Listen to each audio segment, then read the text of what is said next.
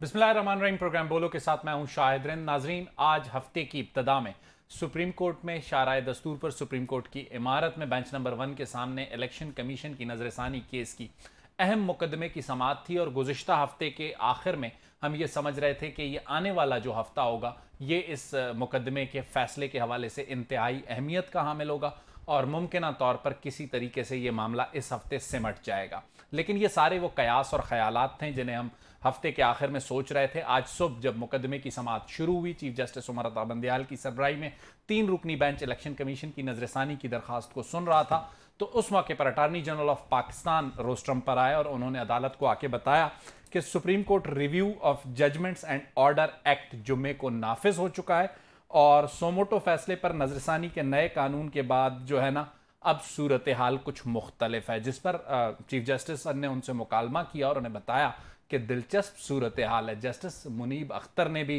Election commission के वकील से मुकालमा किया। आज का दिन बज़ाहिर ऐसा लगता है कि हुकूमत ने अदालत को एक सरप्राइज़ दिया और ये अनएक्सपेक्टेड था, क्योंकि आज की जो समाअत थी उसमें लाजमी सी बात है अगले आने वाले चंद रोज़ में अदालत ने इस मुकदमे को समेटना था। लेकिन आज की जो समाअत में डेवलपमेंट हुई, खासकर नए कानून के हवाले से और सदर आरिफ अलवी के दस्तखत के हवाले से, उसके बाद अब अदालत ने समाअत मुलतवी कर दी है इस मुकदमे की और गैर मुय्यना मुद्दत तक। लेकिन ऑडियो लीक्स के कमीशन के मामले पर भी अदालत ने कुछ हिदायत अटारनी जनरल ऑफ पाकिस्तान को दी। बज़ाहिर ऐसा लगता है कि एक स्टेज आई है जहां पर जो खिंचाव है अदलिया और पार्लिमान के दरमियान वो कुछ कम होने का मौका है। क्या ये बात दुरुस्त है या गलत है?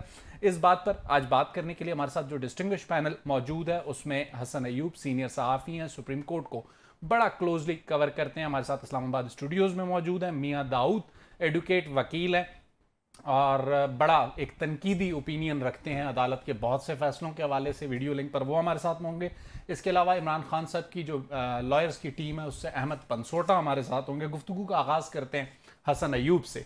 हसन, आज जब अदालत में समाअत शुरू हुई तो मनाजिर क्या थे और आपने क्या देखा?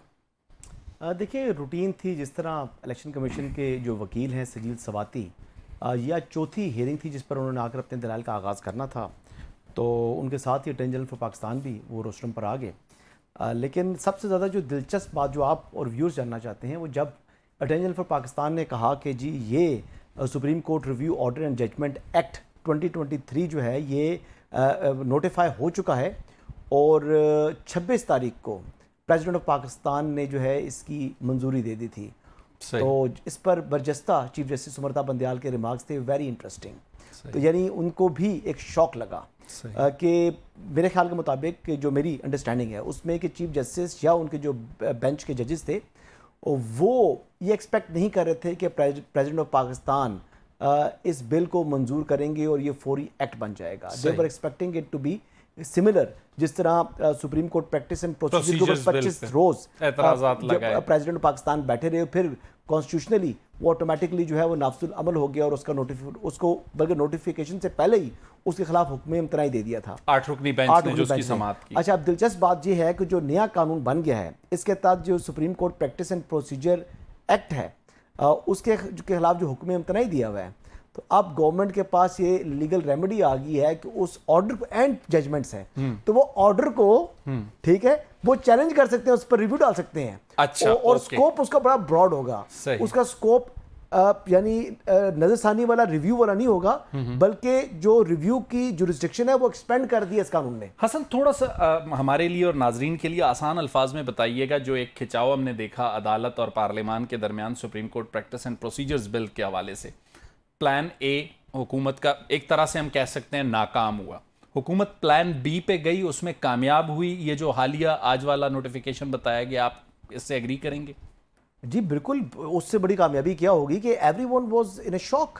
इवन कि हम जो जर्नलिस्ट थे हम भी एक्सपेक्ट नहीं कर रहे थे और कहीं खबर भी नहीं आई थी कि फ्राइडे को प्रेसिडेंट ऑफ पाकिस्तान ने उसकी मंजूरी दे दी है। सही, यानी no one was expecting it to be. अच्छा, अब दिलचस्प बात यह है कि अब जो रिव्यू क्या है, रिव्यू अब जिस बेंच ने ये एक्चुअल ऑर्डर दिया है उससे लार्जर होगा। ठीक है। अब 8 मेंबर ने अगर दिया है तो अगर उसको वो चैलेंज करते हैं तो इसके ऊपर एक लार्जर बेंच बनेगा। अच्छा, ये आप पिछले प्रैक्टिस एंड प्रोसीजर बिल उसकी के बात कर हवाले रहा से हूं ना, बात कर रहे हैं। तो ये बड़ी टेक्निकल चीज है, तो इंटरेस्टिंग। इसमें ये एक खेल है। सही। तो इसीलिए चीफ जस्टिस ने ना अब आज वो भी क्या करते हैं, मतलब जो माइंड गेम्स होती है ना, अटॉर्नी जनरल आ गया, attorney game general of nerves. Game of nerves है, इसमें माइंड गेम्स चल रही होती हैं, नर्व्स भी एंड माइंड Mind भी, गेम्स, okay. कि आपने किस तरह अपनी लेयर के अंदर लेकर आते हैं, ये लेयर्स में चल रहे हैं, सही। यानी चेहरे के ऊपर आकर जो है उसके साथ बड़े शुगर कोटेड जो है वो बातें होती हैं, लेकिन एक्चुअल जो इंटेंशंस और जो मोटिव्स होती हैं वो होते हैं। इम्प्लीमेंटेशंस होती हैं वो हाँ। डिफरेंट होती हैं। हमारे साथ मौजूद हैं अहमद पनसोटा साहब भी। अहमद साहब, आप कैसे देखते हैं आज जो अटेम्प्ट गवर्नमेंट ने किया है? अहमद पनसोटा साहब हमें थोड़ी देर में ज्वाइन करते हैं। मियां दाऊद साहब हमारे साथ हैं। मियां दाऊद साहब, आप कैसे देखते हैं हुकूमत की आज की जो मूव है, इसका कोई हुकूमत को फायदा होगा या कोई फायदा नहीं होगा? क्योंकि इसके बाद भी अगर लार्जर बेंच ने भी किसी भी मुकदमे को सुनना है, चले मियां नवाज शरीफ और जहांगीर तरीन साहब को रिलीफ देने की बातें होती हैं, तो उनका भी लार्जर बेंच तश्कील तो चीफ जस्टिस ने ही देना है। इसमें कोई दूसरी राय नहीं है। वो चीफ जस्टिस पाकिस्तान जो है वो फिर ऐसा करेंगे कि लार्जर बेंच में जो 5 जजेस हैं, 7 जजेस हैं, 8 जजेस हैं, वो अपने रख लेंगे, और 2 जजेस जो हैं वो इंडिपेंडेंट माइंड वाले जजेस रख लेंगे जो आइन के मुताबिक चलने को तरजीह देते हैं। सही। तो उसके बाद फिर वो फैसला जो है उन्हीं ख्वाहिशात के मुताबिक आएगा, जिन ख्वाहिशात के मुताबिक 2017 से लेके आज के दिन तक जो है वो सुप्रीम कोर्ट को चलाया जा रहा है, और जिसकी वजह से सुप्रीम कोर्ट जो है वो मुसलसल तनकीद की जद में है। हुकूमत ने ये कानून जरूर बनाया, और कानून साजी चूंकि करना हुकूमत का इख्तियार है, वो अपने इख्तियार के मुताबिक एक मुहज़्ज़ब अंदाज से कानून के दायरे में रहते हुए अपना इख्तियार जो है वो इस्तेमाल कर रही है। लेकिन जो चीज़ डिबेटेबल है, जिसके ऊपर सबसे ज्यादा बात की जानी चाहिए, वो मौजूदा सुप्रीम कोर्ट के जो चीफ जस्टिस पाकिस्तान है उमरता बंदयाल साहब, उनके इख्तियारात के इस्तेमाल के हवाले से है। वो तो प्रैक्टिस एंड प्रोसीजर्स बिल में है मेरा ख्याल है, अगर मैं गलत नहीं हूं। जी बिल्कुल बिल्कुल, आप बिल्कुल ऐसी कर लेना कि जैसे देखें, ये पाकिस्तान की तारीख में जुडिशियल हिस्ट्री में पहली दफा हुआ कि एक बिल को जो है वो 8 जज साहबान ने स्टे कर दिया, और उस स्टे की वजह से आपने जो पार्लियामेंट का कानून साजी करने का इख्तियार था वो भी अपने पास रख लिया। तो हुकूमत में, मेरी ये जाती राय है, हुकूमत चाहे इसकी बजाय एक की बजाय दो की बजाय 3 भी बिल ले आएगी। अगर सुप्रीम कोर्ट के चंद जज साहबान ने तय कर लिया है कि हुकूमत को नहीं चलने देना, तो वो चाहे एक की बजाय 10 बिल ले आए, उन्होंने नहीं चलने देना। मियां दाऊद साहब, जैसे कि आपकी गुफ्तगू को अगर सुनते हैं तो ऐसा लगता है कि हुकूमत की आज की कामयाबी आर्जी है, अगले 2 रोज की है, क्योंकि 2 रोज बाद प्रैक्टिस एंड प्रोसीजर्स बिल की जो है समाअत होनी है, वो इंतहाई अहमियत की हामिल होगी। और हसन ने बताया कि इस कानून के बाद उस फैसले पर भी अपील कर सकती है हुकूमत। तो आपको नहीं लगता कि हुकूमत को थोड़ी स्पेस मिल सकती है और बेंचेस की तश्कील के मामले पर कहीं दोबारा आपको अदालत और पार्लियामान या हुकूमत या सियासी लोग आमने सामने होते हुए नजर आ रहे हैं? हमें ये बात नहीं करनी चाहिए कि हुकूमत को स्पेस मिल सकती है या नहीं मिल सकती है। हमें ये बात करनी चाहिए कि क्या मौजूदा कवानीन के मुताबिक और आइन के मुताबिक सुप्रीम कोर्ट के मामला चल सकते हैं या नहीं चल सकते हैं। सही। अगर सुप्रीम कोर्ट किसी की आइन को, कानून को या अपने ही तयशुदा असूलों को रद्द करते हुए किसी भी किस्म का कोई फैसला करती है, वो चाहे किसी एक सियासी जमात के हक में हो या किसी एक सियासी जमात के खिलाफ हो, तो उसका सारा का सारा मलबा और जिम्मेदारी जो है वो सुप्रीम कोर्ट पर ही आयद होगी। और सुप्रीम कोर्ट अपने इसी मुतनाज़ा इंतजामी, अदालती और गैर अदालती फैसलों की वजह से ही 2017 से लेकर आज तक जो है वो तनकीद की जद में है। ठीक है। अगर सुप्रीम कोर्ट ये चाहती है कि अदलिया के अदारे की साख जो है वो अवाम के अंदर बहाल की जा सके, तो सुप्रीम कोर्ट को अपने अदारे के अंदर जो है अपने फैसलों के जरिए, अपने इंतजामी फैसलों के लिए शफाफियत लानी होगी, ना कि जो है वो किसी किस्म का एनआरओ का हिस्सा बनना होगा। अगर आइन और कानून के मुताबिक किसी सियासी जमात का, किसी सियासी लीडर का फायदा बनता है तो वो दबाकर खुद बिल से जो है वो देना चाहिए, अगर नहीं बनता तो नहीं देना चाहिए। ठीक है मियां दाऊद साहब। हसन, मियां दाऊद साहब का जो पॉइंट था वो आपके पॉइंट से ऐसे इनिशिएट, जब हमने स्टोरी की, आपसे बात की, ऐसा लग रहा था कि हुकूमत के लिए एक लंबी सक्सेस स्टोरी है, लेकिन मियां दाऊद साहब जो पॉइंट उठा रहे हैं उससे लग रहा है हुकूमत को 1 आध दिन का ही रिलीफ है, इससे ज्यादा का नहीं है। क्या मतलब उसका इससे क्या ताल्लुक है? ये उन्होंने कहा जैसे मैं एलिब्रेट कर देता हूं, उन्होंने कहा 8 रुकनी बेंच का फैसला है, 10 रुकनी बेंच बना देंगे, 8 जजेस अपनी मर्जी से जो कहा जाता है कि जो मियां दाऊद साहब ने जुमला इस्तेमाल किया कि जी आइन पसंद, हम तो उसे नहीं कह सकते किसी को भी कि कौन आइन पसंद है कौन नहीं है, क्योंकि हमें तौहीन लेकिन हम ख्याल तो हम कहते हैं ना, तो हम ख्याल चलें वो 8 हम ख्याल अब 8 नहीं रहे ना, बात अफसर मियां साहब को मालूम नहीं है। ये आप खबर दे रहे हैं, खबर पूरी तरह खबर दे रहा हूँ, ये 8 जो हम ख्याल है वो हम ख्याल नहीं है। और सही। दूसरी बात ये है कि तो हम ख्याल कितने हैं हसन? 8 नहीं है। ये तो फिर अब आप परसों देख लीजिएगा ना, नहीं, थोड़ा सा आप हमें इशारा तो दे सकते हैं। कम से कम एक तो नहीं है, एक कम हो गया। देखिए पता बात क्या है, अब बात आपको समझाता हूँ। कुछ चीजें ऐसी हैं जहां पर जो न्यू अपॉइंटेड जजेस हैं सही, वो इस हद तक आगे नहीं जाना चाह रहे कि अपने जो दूसरे ब्रदर जजेस हैं उनसे मुखालफत में। सही, शायद कोई डिफरेंसेस हैं चीफ जस्टिस साहब के और जस्टिस काजी फाइसा के, सही। बट ये बात आपको भी, अब आप भी अंडरस्टैंड करें, मैं भी अंडरस्टैंड करूं, हमारे व्यूअर्स भी अंडरस्टैंड करें कि उन जजेस को मालूम है कि चीफ जस्टिस उमरता बंदयाल सितंबर में रिटायर होने जा रहे हैं। सही, तो ये एक इम्पोर्टेंट चीज है। वो एक मतलब एक अनवॉन्टेड जो है अपना क्लैश, एक ऐसी चीज जो है अननेसेसरी अपने लिए वो प्रॉब्लम क्यों रखें। चलें। और इसलिए बुनियादी तौर के ऊपर जो मुझे लग रहा है, देखिए बात ये है कि ये तो हर रोज है ना।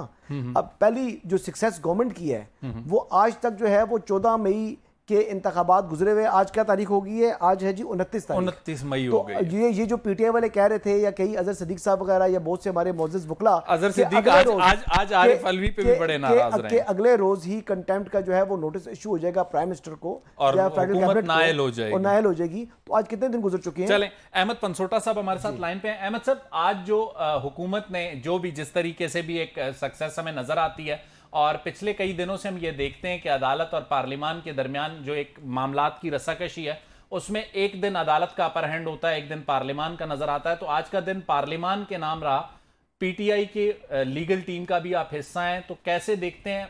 मियां दाऊद इसे समझते हैं आर्जी रिलीफ है, हसन अयूब समझते हैं कि जरा प्रोलॉन्ग्ड है, आपको क्या लगता है? देखिए जी, मैं तो of course as a student of law इसको एक कॉन्स्टिट्यूशनल एंगल से ही देखूंगा।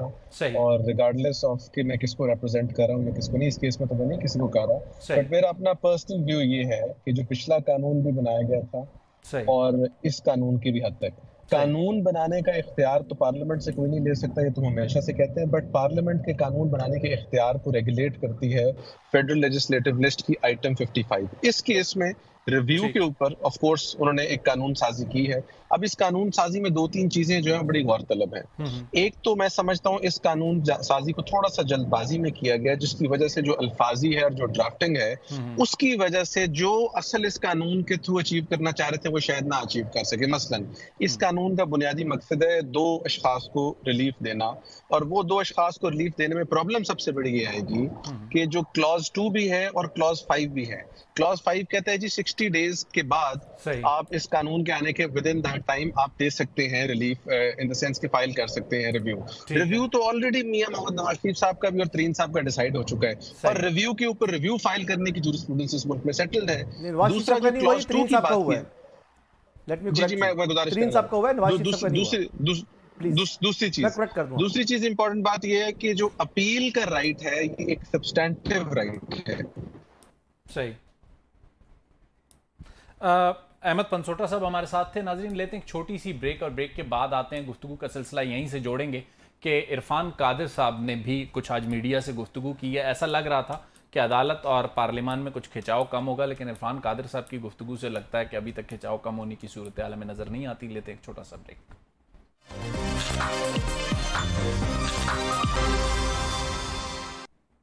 वेलकम बैक नाजरीन। ब्रेक पर जाने से पहले मैंने आपको बताया कि इरफान कादिर साहब वज़ीर आज़म के नए मुआविन खुसूसी हैं, उनका एक साउंड बाइट आपको सुनवाना था, लेकिन अहमद पनसोटा साहब के एक रिमार्क पर हसन अयूब कोई करेक्शन करना चाह रहे थे। पहले चाहूँगा कि हसन अगर वो करेक्शन कर दें। जी हसन। नहीं, मैं सिर्फ ये तस्दीक करना चाह रहा था कि जो रिव्यू है यानी 62(1)(f) में तो साबिक वज़ीर आज़म नवाज शरीफ जो है उसमें तो वो पार्टी नहीं थे, तो 62(1)(f) के हवाले से उसी की जो है वो तशरीह है, उसी के खिलाफ रिव्यू आना है। तो उसमें मियां नवाज शरीफ का जो एक वो रिव्यू का राइट है वो आज तक मौजूद है, वो तो उसमें रिव्यू फाइल कर सकते हैं। जहांगीर तरीन का क्या स्टेटस है? जहांगीर तरीन साहब का जो डिस्क्वालिफिकेशन के खिलाफ रिव्यू था वो खारिज हुआ था, और वो चीफ जस्टिस साकिब निसार साहब उस बेंच को हेड कर रहे थे। तो अब आपको लगता है कि जहांगीर तरीन के लिए स्पेस है? देखिए 62(1)(f) के अंदर अगर वो आते हैं तो मेरे ख्याल के मुताबिक उसमें भी I am not too sure, ये पंसोटा साहब या मियां दाऊद साहब बता सकते हैं कि सही। उसमें जहांगीर तरीन साहब पार्टी थे या नहीं थे। ठीक है, पंसोटा साहब क्या कमेंट करेंगे हसन अयूब के कमेंट पे? जी सर, मैं पहली तो बात ये गुजारिश करता हूँ कि जहां तक मेरी इन्फॉर्मेशन है, मैं भी कहूँ कि उस पिटिशन का रिव्यू जो है और तरीन साहब की पिटिशन का भी रिव्यू जो है वो डिसाइड हो चुका है। जो बात पार्टी होने की कर रहे हैं, वो कानून का प्रिंसिपल ये है कि अगर एक अपील पेंडिंग हो या एक रिव्यू पेंडिंग हो और उससे कोई शख्स मुतासर हो रहा हो और वो ओरिजिनल प्रोसीडिंग्स में पार्टी ना हो, तो वो दरखास्त देकर पार्टी बन सकता है, वहां लिमिटेशन भी अप्लाई नहीं करेगी। यहाँ सिचुएशन ये है कि रिव्यू डिसाइड हो चुके हैं और हम अस्यूम करते हैं, लेट से कि रिव्यू डिसाइड हो चुके हैं, मैं तो उस ऑप्शन पे बात कर रहा हूँ, वरना दूसरी केस में तो सिचुएशन बड़ी क्लियर है, कानून इजाजत देता है। अगर रिव्यू किसी का डिसाइड हो चुका है तो रिव्यू के ऊपर रिव्यू फाइल नहीं हो सकता। पहली मेरी इस कानून के ऊपर एक ऑब्जेक्शन है। दूसरी बात यह है कि जो क्लॉज 2 में वर्ड अपील इस्तेमाल किया गया, अपील एक सब्सटैंटिव राइट है। अगर आप आइन का मुतालिया या मुशाहिदा करें तो ये राइट आइन के अंदर दिया गया सुप्रीम कोर्ट की प्रोसीडिंग्स में। यहाँ पर रिव्यू को आप छेड़ते छेड़ते या रिव्यू को ठीक करते करते आपने बीच में राइट ऑफ अपील दे दिया। तो once again it's a substantive right which requires a constitutional amendment. तीसरी बात ये है कि ऑलरेडी सर मुझे एक मिनट जरा थोड़ा सा मौका दे दीजिएगा, मैं सर कंप्लीट कर लूं। तीसरी बात ये है कि जो इस कानून को उसी टच टोन पर देखा जाएगा जिस टच टोन पर दूसरा जो लॉ है वो पेंडिंग है, कि क्या लेजिस्लेटिव कॉम्पिटेंस है कि नहीं है इन बातों पर। बाकी जहां तक पार्लियामेंट का कानून बनाने का इख्तियार है, मैं तो हमेशा से इस चीज के ऊपर कायम हूं कि पार्लियामेंट के कानून बनाने के इख्तियार को आप उनसे नहीं ले सकते, बट जहां उनको इख्तियार नहीं है वहां दिया भी नहीं जा सकता। सिमिलरली सुप्रीम कोर्ट को भी जहां पर आइन की तशरीह का इख्तियार है वहां कानून बनाने का इख्तियार भी नहीं दिया जा सकता। ये तो बड़ी क्लियर और प्रिंसिपल है जो। अच्छा अहमद, चूंकि आप लॉ को भी देखते हैं, ऑडियो लीक्स कमीशन के मामले पर जिस तरीके से दरखास्त आई और फिर दरखास्त के बाद जो फैसला आया और फिर उसके बाद काजी फायज ईसा साहब ने उसकी जो इब्तदाई समाअत करके उसको रोका, जो रिमार्क्स आए, आज ऑडियो लीक्स के मामले पर हमने देखा कि चीफ जस्टिस साहब ने अटॉर्नी जनरल को कुछ बातें कहीं और उन्हें यह बताया कि कशीदगी को कैसे कम किया जा सकता है इस मामले पर। तो आपको लगता है कि इस मामले पर कोई बेहतर रास्ता निकल सकेगा या मजीद कशीदगी बढ़ेगी? देखिए जी, वंस अगेन मैं आपको quickly in one line legality explain कर देता हूँ। ऑडियो कमीशन में भी जो कमीशन बनाया गया है वो इंक्वायरीज एंड कमीशन एक्ट के तहत 2017 में कमीशन बनाया गया है। जब कोई जज किसी कमीशन में बैठता है तो उसको हम कानून में टर्म बोलते हैं पर्सोना डेजिग्नाटा। वो सुप्रीम कोर्ट के जज के इख्तियार से नहीं बैठ रहा, वहां पर उस कमीशन के अंदर बैठ रहा है। उस कमीशन की कॉन्स्टिट्यूशन को सुप्रीम कोर्ट में चैलेंज किया जा सकता है। हाँ, एक बात पर मैं जरूर कहा, मैंने लिखा भी था इस पर, कि अगर चीफ जस्टिस साहब इस बेंच पे ना बैठते तो ज्यादा मुनासिब होता, बट इस बेंच की जगह कोई और बेंच में कॉन्स्टिट्यूट होता।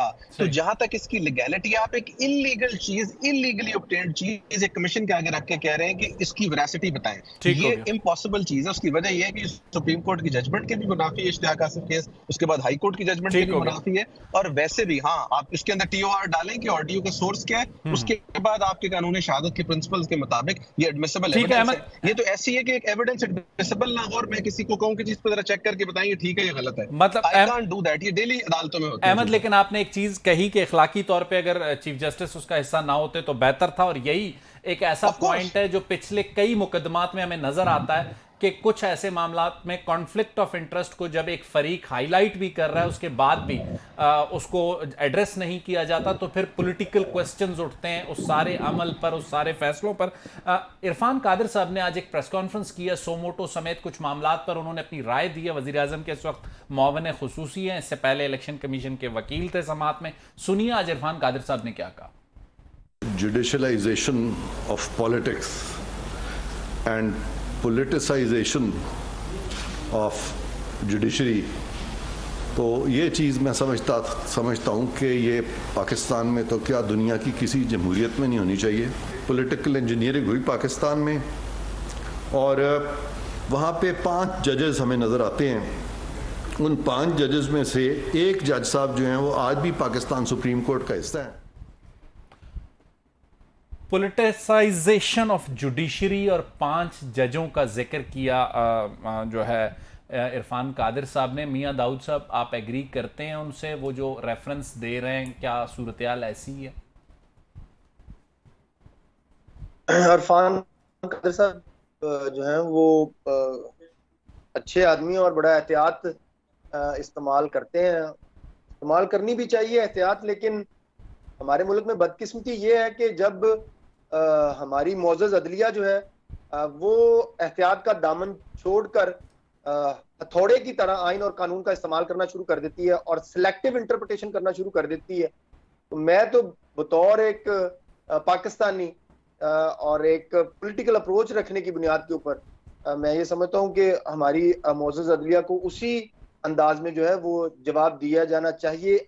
अगर ये ना दिया गया या नहीं दिया गया माजी के अंदर, तो उसी का खमियाजा जो है वो हम आज भुगत रहे हैं। सही। अगर जस्टिस मुनीर साहब के दौर से ये जवाब दिया जाता रहता, जस्टिस मुनीर के पुतले जो हैं वो पाकिस्तान की सड़कों पर जलाए जाते, आप आज भी अगर जस्टिस साकब निसार का मुंह काला करके उसको लाहौर की सड़कों पे घुमाया जाए, तो मैं ये समझता हूँ मुस्तकबिल में कभी कोई जज किसी मियां दाऊद साहब से हमारी लाइन ड्रॉप हुई है। अहमद पनसोटा साहब, एक चीज जो मैं आपसे चाहूंगा, अजहर सिद्दीक साहब ने आज एक ट्वीट किया कि जो हालिया कानून है उसके 60 दिन के पीरियड्स पूरे हो चुके हैं। मैं जरा as a student of journalism आपसे ये समझना चाहूंगा कि जो एक्ट जिस पर साइन ही जुमे के दिन हुए, तो उसकी जो 60 रोज की मुद्दत है वो प्रेसिडेंट के सिग्नेचर से शुरू होगी या कौमी असेंबली से मंजूरी से शुरू होगी? नहीं, इस केस में तो खैर जो कानून है वो जिस दिन नाफिजुल अमल होता है उस दिन से 60 दिन की शुरू होगी, वो तो एक सेपरेट चीज है।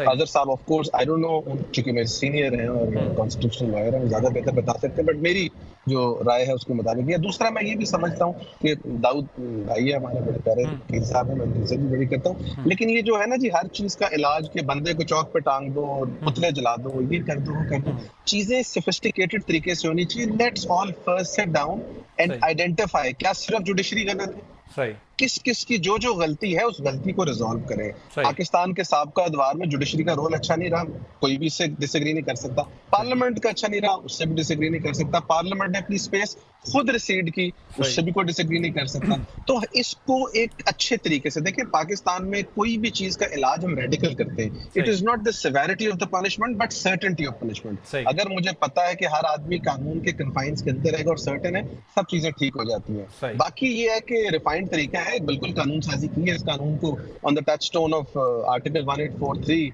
या वैसे भी। अहमद साहब, आपने अपनी गुफ्तगू के इब्तिदा में कहा कि कानून साजी पार्लिमान का हक है, तो फिर आप ही का मैं आज एक ट्वीट देख रहा था, आपने कहा जी ये गलत किया गया, इसे अदालत एक फैसले में ऐसे भी उड़ा सकती है, प्रैक्टिस एंड प्रोसीजर बिल जो ऑलरेडी जेर समाअत है वो भी उड़ सकता है।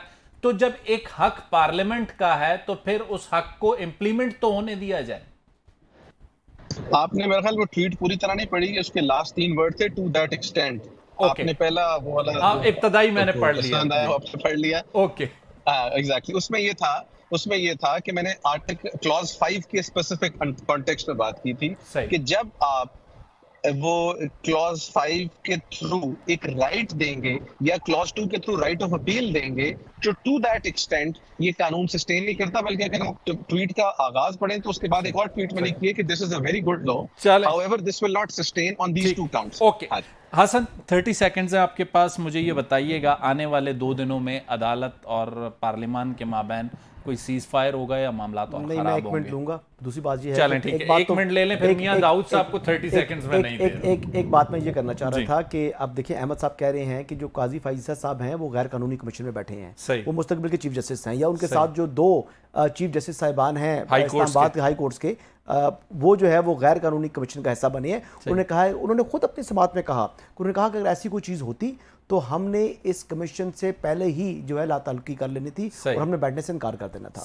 तो उन्होंने इसको आईनी कमीशन करा दिया था। मैं इख्तलाफ करता हूँ पनसोटा साहब से। अगला जो मेरा सवाल है, सर रिपीट करें कि क्या देख रहा हूँ अगले 2 रोज में क्या होने जा रहा है? देखिए, कोशिश हो रही है, थोड़ा नीचे आएंगे, कोशिश हो रही है कि हालात को ठंडा करने की, लेकिन मैं आपको बता रहा हूं कि अगले 2 रोज बाद थर्सडे को जो समाअत होनी है supreme Court practice and procedure वाला, उसमें कुछ ना कुछ तमाशा आपको देखने को मिल सकता है, लाइक माइंडेड 8 रुकनी बेंच के अंदर। ओके, पनसोटा साहब एग्री करते हैं हसन के पॉइंट से? फिर मैं 30 सेकंड मैं क्विकली ये बता दूं कि मैंने ये नहीं कहा कि वो इलीगल कमीशन में बैठे हैं, ये सुप्रीम कोर्ट ने कहा है और सुप्रीम कोर्ट के 5 मेंबर बेंच ने कहा। ठीक हो गया। अगर उस बेंच को हसन साहब इलीगल समझते हैं तो उस पर मैं कुछ नहीं कह सकता। ठीक हो गया। मियां दाऊद साहब 30 सेकंड्स में क्या? मैं उसको इलीगल समझता हूं क्योंकि उसमें कॉन्फ्लिक्ट ऑफ इंटरेस्ट का मामला है। ठीक है। अहमद साहब, चीफ जस्टिस की सास का आपकी केस राय था, सर। उसमें चीफ बिल्कुल। जस्टिस को नहीं बैठना चाहिए था। आपकी राय है, ये आपका हक है। मियां ठीक है दाऊद ना? साहब, आप आपकी एग्री राय करेंगे सर। हसन अयूब से? मैं 100% एग्री करता हूं। मैं हसन अयूब साहब की बहुत सारी बातों से एग्री करता हूं। बदकिस्मती ये है कि पाकिस्तान में और सुप्रीम कोर्ट को आइन के मुताबिक चलाया सुप्रीम नहीं जा कोर्ट रहा। एग्री नहीं करती। ना करे जी, वो तो सुप्रीम कोर्ट का हक है। साकिब निसार ने इस मुल्क के अंदर जो बदमाशी की है, आज हम सारे उसका खमियाजा भुगत रहे हैं सही। और भुगत रहेंगे, लेकिन अपनी बात जो है अपने हिस्से की अजान देते रहनी चाहिए। सही है, ठीक है। मियां दाऊद साहब, अहमद फंसोटा साहब, हसन अयूब साहब, तीनों मेहमानों का शुक्रिया। नाज़रीन, हमने कोशिश की कि आज जो डेवलपमेंट हुई उस डेवलपमेंट के कानूनी नुकात क्या हैं और उसके आने वाले दिनों के असरात क्या हैं वो आपके सामने रखें।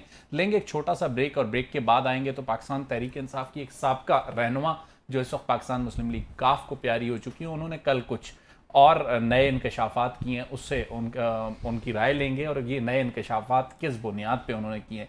ब्रेक के बाद हमारे साथ होंगी आयशा गुलालाई।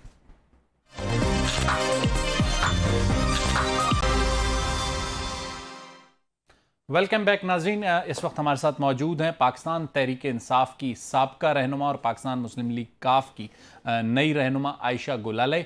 आयशा, सीधा सा सवाल आपसे करूंगा, जब आप पाकिस्तान तहरीक इंसाफ में थीं, आपने छोड़ा, उस वक्त भी आपने क़यादत पर बहुत से इल्ज़ामात लगाए जिन्हें आप साबित नहीं कर सकी, और फिर उसके बाद जो है हमने देखा कि अब एक बार फिर कल आपने मीडिया पर आकर कुछ वीडियो लीक्स और कुछ ऐसे मामलात पर अपनी एक राय दी है। इसके कोई एविडेंस आपके पास मौजूद है? बिस्मिल्लाहिर्रहमानिर्रहीम। देखिए, मैंने जो बातें की हैं वो ऑडियो लीक्स मुख्तलिफ जो भी आई हैं कौम के सामने है।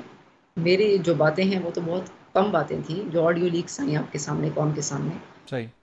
वो तो खुलकर कौम के सामने आ चुका है कैरेक्टर सही। कि पीटीआई चेयरमैन का कैरेक्टर जो है वो कैसा है। सही। और मुल्क में जो है वो जिस तरह, मैं इस बात पे भी मोतरज़ थी कि मुल्क में जो जलसों में एक हमारे इस्लामी माशरे में जो फहाशी बेहयाई जिस तरीके से फैली, सही। और गाली देना जो है वो किसी भी महज़ब माशरे में बहुत एक बुरी और मायूब बात समझा जाता है। तो गाली पाकिस्तानी माशरे में इस वक्त कोई हराम काम या कोई गुनाह की बात समझी ही नहीं जाती, और गालियाँ देने में जो है मुकाबला किया जा रहा है। एक जुमला, एक सवाल आपसे ये पूछना चाहूंगा, आपने इससे पहले कभी भी हैरेसमेंट के जितने भी मामलात आपने इल्जामात लगाए वो आप नीचे की लीडरशिप की बात करती थी, आपने इमरान खान साहब की बात नहीं की। अब आप ऐसा समझती हैं कि ये सारा कुछ एक तरीक़ाकार के तहत, जिसे कहते हैं फ्रॉम टॉप टू बॉटम हो रहा था? मैं, देखिए, कौम के सामने है जिस तरीके से जज अरशद मलिक की वीडियो बनाई गई वो भी आप कौम के सामने है, आपको मुझसे पूछने की ज़रूरत नहीं है। सही। जिस तरह चेयरमैन नैब को नैब में मदाखलत करने के लिए कि करप्शन केसेस को बंद करवाया जाए, तो उनको जिस तरीके से ब्लैकमेल किया गया, और जिस तरीके से आमिर लियाकत मरहूम भी पूरी कौम के सामने अपना दुख जो है वो बता चुके हैं वीडियोस के हवाले से, ब्लैकमेलिंग के हवाले से। सही। तो ये कौम के सामने है। आयशा गुलाली को कौम को कुछ बताने की ज़रूरत नहीं है। सही। मेरा ये फोकस है, मेरा ये मकसद है कि हमारे माशरे में अल्लाह करे कि वो पाकीज़ की वो जो तहजीब है वो वापस आए, और अल्हम्दुलिल्लाह जो सुनामी के बादल जो हैं वो छट चुके हैं, अजाब जो है वो ख़त्म हो चुका है, और इंशाल्लाह पाकिस्तान मुस्लिम लीग काफ के प्लेटफॉर्म से हम कायद-ए-आज़म का पाकिस्तान बनाएंगे। अच्छा आयशा, एक सवाल आपसे करना चाहूंगा, क्योंकि आप पाकिस्तान तहरीक इंसाफ में रही हैं, चेयरमैन इमरान खान के भी बड़ा करीब रही हैं, खासकर मर्द रहनुमाओं की गिरफ्तारी के बाद खान साहब ने एक बयानिया लिया सियासी रहनुमाओं को बुरहना किए जाने का। उसके बाद अब जब कुछ खवातीन किसी मामले में 9 मई के वाकयात में गिरफ्तार हुई हैं, उन्होंने उनके रेप्स के खदशात जाहिर करना शुरू कर दिए हैं। इस किस्म की कभी अप्रोच आपने इमरान खान साहब की उस जमाने में देखी थी? नहीं, हम कोई क्लोज नहीं थे पीटीआई चेयरमैन से। मैं एक पार्लियामेंट की मेंबर थी और हम पार्लियामेंट में मौजूद होते थे, और कोई, यानी हमें अंदरूनी मामलात का इतना नहीं मालूम था, लेकिन जो मेरे में बात थी वो मैंने कौम के सामने रखी। अच्छा, आपने कभी खान साहब या उनकी टीम की जानिब से कोई हैरेसमेंट फेस की? 9 मई को वो सारी बातें माजी का हिस्सा बन चुकी हैं, वो कौम को मालूम है। मैं चाह रहा हूं स्पेसिफिकली आप मुझे बताएं, जैसे आप कह रही हैं बाकी चीजें ऑडियो लीक्स में आ चुकी हैं, फलाना आ चुकी हैं, agreed, as a person, as a Ayesha Gulale, आप उस पार्टी का हिस्सा रही, MNA रही, कभी खान साहब या जमात के जो दीगर रहनुमा हैं, जैसे बहुत से लोगों का नाम लिया जाता है कि उन्होंने हैरेस किया लोगों को, आपने कभी ऐसा कुछ फेस किया? मैंने तो आपको पहले बता दिया है कि कौम के सामने सारा कुछ गुजर चुका है, बता चुकी हूँ मैं, कौम को माजी का हिस्सा बन चुका है। सही। और दूसरी बात यह है कि 9 मई के वाकयात पे आपने बात की। उसके कोई एविडेंस आपके पास हैं जो आपने बातें की हैं? अगर दोबारा कभी अदालत ने किसी मामले पर हैरेसमेंट से रिलेटेड या पार्लियामान ने बुलाया तो आयशा गुलाले रख सकती हैं? ये मेरे ख्याल से आपने जो भी मामलात हुए वो शायद आपके नॉलेज में नहीं है। मेरे नॉलेज में वो है, लेकिन मैं कह रहा हूं एक बार फिर, अगर पार्लियामान या अदलिया आयशा गुलाले को कहती है कि अपने इल्जामात को साबित करें, you have the sufficient evidence? मैं इन बातों को अब रिपीट नहीं करना चाहती, और सही। मैं चाहती हूँ कि मैं जो पाकिस्तान में इस वक्त मौजूदा हालात हैं, देखिए आपने 9 मई की बात की, 9 मई में ख़वातीन के रेप के ऊपर आपने बात की कि PTI चेयरमैन की तरफ से ये बात की गई। सही। मैं समझती हूँ जो हमारा और PTI के दूसरे मेंबर्स का एक तजुर्बा है वो ये है कि PTI चेयरमैन जो है वो किसी भी हद तक गिर सकते हैं अपने मफाद को हासिल करने के लिए। अब ये पुलिस पे इल्ज़ाम लगा रहे हैं कि मैन हैंडलिंग हुई है या ख़वातीन के साथ ज़्यादती हुई है, तो आप देखें पुलिस वाले भी माएँ बहनें बेटियां रखने वाले हैं। सही। और अल्हम्दुलिल्लाह पाकिस्तान के इस्लामी माशरे में रहते हैं। कोई ये इतना PTI चेयरमैन इतना गिर सकता है कि वो इस किस्म का इल्ज़ाम, यानी ख़वातीन की ज़िंदगी को भी आप ख़राब करें, वो किसी की बीवियां हैं, माएँ हैं, तो आपने अचानक अपने सियासी मफाद के लिए आप मुल्क को भी आग लगा सकते हैं, आप ख़वातीन की ज़िंदगी को भी ख़राब कर सकते हैं। तो मैं नहीं समझती। और दूसरी बात है कि ख़वातीन तो ख़वातीन की जेलों में कैद हैं। सही। तो ये बात की कैसी है? तो ये इस बात पे इसको कौम से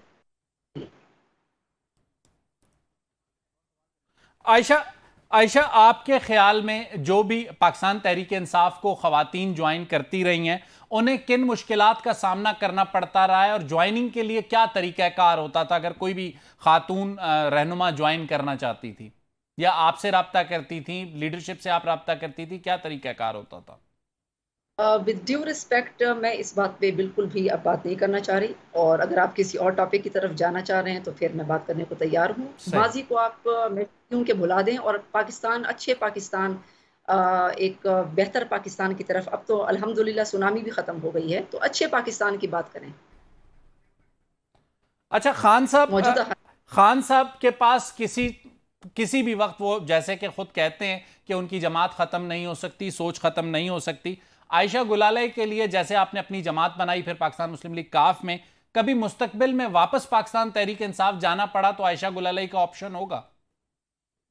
देखिए, तहरीक इंसाफ तो ख़त्म हो चुकी है, ये मुर्दे को आप जिंदा नहीं कर सकते। सही। ये मुर्दा हो चुका है, मुर्दे को आप दोबारा जिंदा नहीं कर सकते। और मुझे समझ नहीं आती ये अब चेयरमैन किस पार्टी के हैं, पार्टी में तो कोई रहा ही नहीं, सारी पार्टी तो जा चुकी है। सही। और 9 मई को वाक़यात हुए, मैं समझती हूँ कि 9 मई में कोई भी हुबल वतन पाकिस्तानी इस पार्टी का हिस्सा नहीं रह सकता। 9 मई के वाक़यात के बाद जितने लोगों ने पार्टी को छोड़ा, मैं उनको सलाम पेश करती हूँ, क्योंकि उन्होंने पाकिस्तान की हुबल वतनी में, आप एक मुल्क दुश्मन पार्टी का साथ नहीं दे सकते, और जिसके ऊपर आयशा, कितनी ख़वातीन या मर्द रहनुमा खैबर पख्तूनख्वा से काफ लीग के लिए आयशा गुलाले से राब्ते में है? अल्हम्दुलिल्लाह काफ लीग के लिए लाइनें लगी हुई हैं। मैं, हमारा जो इस्लामाबाद में ऑफिस है वहां पर मुकम्मल भरा होता है, हमारा जो लाहौर में सेक्रेटेरिएट है।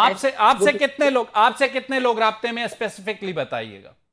मुझसे जी बहुत सारे लोग PTI के जो मेंबर्स हैं, MNAs हैं, MPAs हैं, और जो ओहदेदारान हैं वो मुझसे राब्ते में हैं। और इंशाल्लाह आपको बहुत जो है वो प्रेस कॉन्फ्रेंसेस में इंशाल्लाह आपको खुशखबरियां मिलेंगी। और इंशाल्लाह मैं बताऊं कि पाकिस्तान मुस्लिम लीग काफ जो है वो कोई कॉम्परस जमात नहीं है कि सिंधी बल्कि के कार्ड पे बात करती है। शुक्रिया पाकिस्तान आयशा, आपका बहुत बहुत शुक्रिया का, आपने अपना कीमती वक्त हमें दिया। नाजरीन, प्रोग्राम कर क्लोजिंग पर जाने से पहले मैं चाहूंगा कि साबिक वज़ीर-ए-आज़म चेयरमैन पाकिस्तान तहरीक इंसाफ इमरान खान ने गुज़िश्ता रोज़ कोई गुफ्तगू की है, उसे आप सुनिए और फिर उस पर हम अपनी राय देते हैं। जितनों को भी छुड़वाना है, मेरी आपसे रिक्वेस्ट ये है कि टाइम फ्रेम दे दें, क्योंकि मुल्क तबाही की तरफ जा रहा है, इकॉनमी नीचे जा रही है, तो अपने आप को टाइम फ्रेम दे दें, 2 हफ्ते 3 हफ्ते, उसके बाद फिर इलेक्शन अनाउंस कर दें। जब आप समझे कि आपने तहरीक इंसाफ से इतने लोग तोड़ दिए हैं कि अब वो इलेक्शन लड़ने के काबिल नहीं है, फिर इलेक्शन नाज़रीन, साबिक वज़ीर-ए-आज़म चेयरमैन पाकिस्तान तहरीक इंसाफ इमरान खान गुज़िश्ता रोज़ जो गुफ्तगू कर रहे थे वो ये तासुर देना चाह रहे थे कि वो सिर्फ हुकूमत से इंतखाबात मांग रहे हैं। गुज़िश्ता 13 माह में जहां हुकूमत की कुछ नाकामियां होंगी, 13 माह में पाकिस्तान तहरीक इंसाफ के जो गलत फैसले थे मुल्क को जिस भी सूरत हाल का, चाहे वो माशी बहरान हो, आइनी बहरान हो या सियासी बहरान हो, उसको हाल तक पहुंचाने में पाकिस्तान तहरीक इंसाफ के चेयरमैन इमरान खान का एक अहम किरदार रहा है और अब वो उससे नज़रें चुराकर इंतखाबात की तरफ भागना चाहते हैं। इस वक्त उनके लिए सबसे अहम यह है कि वो उनके खिलाफ जो मुकदमात हैं, खासकर अलकादिर ट्रस्ट और दीगर जो अहम मुकदमात हैं, उनमें अपनी बेगुनाही को साबित करें और फिर जो है अवाम को बताएं कि वो कितने सादिक और अमीन रहनुमा थे। कल तक के प्रोग्राम के लिए मुझे शाहिद रिंद को इजाज़त दीजिए। अल्लाह हाफ़िज़।